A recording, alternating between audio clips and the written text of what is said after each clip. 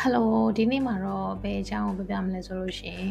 office ပိုင်းဒီရုံးပိုင်းမှာလုပ်တဲ့သူတွေအတွက်ပေါ့နော်ရုံးပိုင်းနဲ့ပတ်သက်တဲ့ document တွေစာရွက်စာတမ်းတွေဒါတွေကိုဒီ document type တစ်မျိုးကနေနောက်တစ်မျိုးကိုပေါ့နော် convert လုပ်တဲ့အခါမျိုးတွေမှာဘယ်လိုမျိုးလုပ်အောင်လဲဘယ် tools ကိုသုံးအောင်မလဲဆိုတဲ့ဟာလေးကိုတစ်ချက်လေးရှင်းပြပေးချင်ပါတယ်အဲ့တော့တော်တော်များများလည်းသိပြီးသားဖြစ်ကြမှာပါဒါပေမဲ့မသိသေးတဲ့သူတွေလည်းရည်ရွယ်ပါတယ်ပေါ့နော်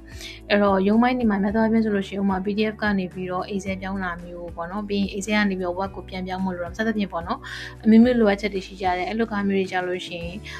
ဖုန်းထဲမှာပဲ software ပဲထောင်းပြီးလုပ်ရမှာလားပေါ့နော်ဒီပြီး YouTube မှာဆိုပြီးလာရှာတာအမောပဲပေါ့နော်အရင်တော့ဆိုရင်အဲ့တော့ဒီနည်းလမ်းလေးကိုသိသွားပြီးတဲ့အခါမှာကျတော့အရန်ကိုလက်ကူသွားတာတွေ့ရတယ်အခုချိန်ထိလည်းတချို့တွေဆိုလို့ရှိရင်ပေါ့ဒီ document ကို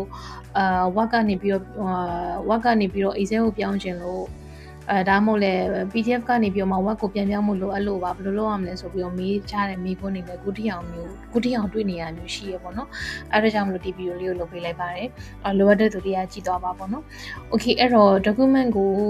ဥပမာထားပါတော့ Excel file ကနေပြီးတော့ PDF ပြောင်းတာမျိုးပေါ့နော်ဒါကတော့များသောအားဖြင့်အမေးများတာဆိုတော့အဲ့ဒီဟာလေးကိုတစ်ချက်လုပ်ပြမယ်ပေါ့နော်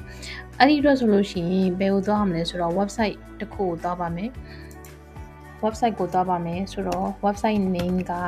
I love PDF ပေါ့နော်အပေါ်ဆုံးမှာပေါ်လာတယ်ထောက်လိုက်ပါ okay အဲ့လိုမျိုး click လိုက်လို့ရှိရင်ဒီမှာသူ့ရဲ့ဒီ main page ကိုရောက်သွားပြီပေါ့နော်အဲ့တော့သူကဒီမှာဆိုရင်ဒါကြတော့ဒါကိုကြည့်ဘက်ကိုပြောင်းပါလားဒါမှမဟုတ် PDF ကိုပြောင်းပါလားစသဖြင့်ပေါ့နော်အဲ့တော့ကိုလိုအပ်တဲ့ကိုကဘာလုပ်ချင်တာလဲဆိုတော့မူတည်ပြီးတော့မှဒီမှာရွေးလို့ရတယ်ဒီမှာ split လုပ်ပါလား compress လုပ်ပါလား convert လုပ်ပါလား okay convert လုပ်မှာဆိုသူကဒီမှာ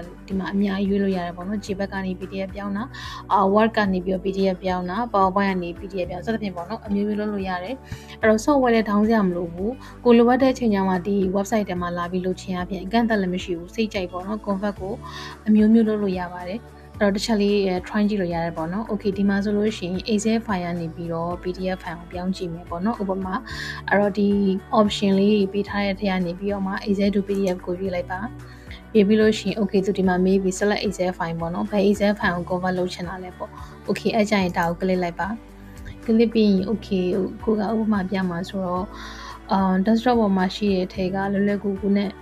file တစ်ခုခုယူလိုက်မယ်ပေါ့နော်ဥပမာထားပါတော့ဒီ file လေးယူလိုက်ထားပါတော့ဒါ Excel file ပေါ့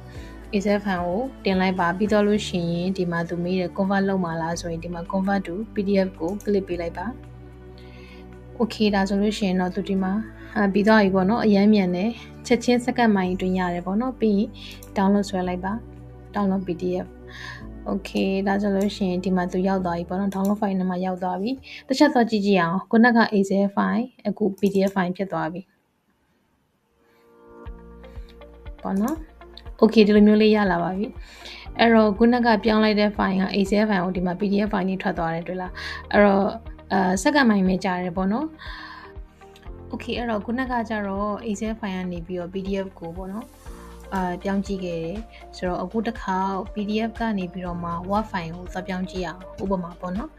okay ဒါဆိုလို့ရှိရင်ဒီထဲကနေပြီးတော့ကိုသွားမဲ့ဒီကိုပြောင်းမဲ့ convert ကိုရွေးလိုက်မယ်နော်အခုဘယ်ကနေပြောင်းမလဲဆိုတော့ PDF ကနေပြီးတော့Word file ကိုပြောင်းမယ်ဆိုတော့ဒီတက်မှာ option ထဲမှာပေးထားတဲ့တက်မှာ လိုက်ရှာကြည့်လိုက်ရင်ဒီမှာပေါ့နော် PDF to Word ပေါ့နော် PDF to Word ဆိုတာဟာလေးကို click လိုက်ပါ okay ဒါဆိုရင်ဒီမှာ PDF file တင်ပေးရမယ်ပေါ့နော် select PDF ကိုနှိပ်လိုက်ပါဒါဆိုလို့ရှိရင်ကိုယူမဲ့ file ဘယ်မှာရှိရလဲကို Emily က desktop ပေါ်ယူမှာဆိုတော့ဒီ desktop ကိုနှိပ်လိုက်မယ်နော်desktop တွေကနေပြီးတော့ဘယ်ဟာလေးတစ်ခုလုပ်ပြရင်ကောင်း okay ဒီမှာဒီထက်ကဒီ recruitment portfolio ဆိုတဲ့ဟာလေးယူလိုက်မယ်ဒါလေးရဲ့ PDF file လေးပေါ့နော် okay ဒါလေးကိုတင်လိုက်ပါပြီ okay ဒီ file လေးကို Word file ပြောင်းမယ်ပေါ့နော်အခု convert ကိုနှိပ်လိုက်ပါ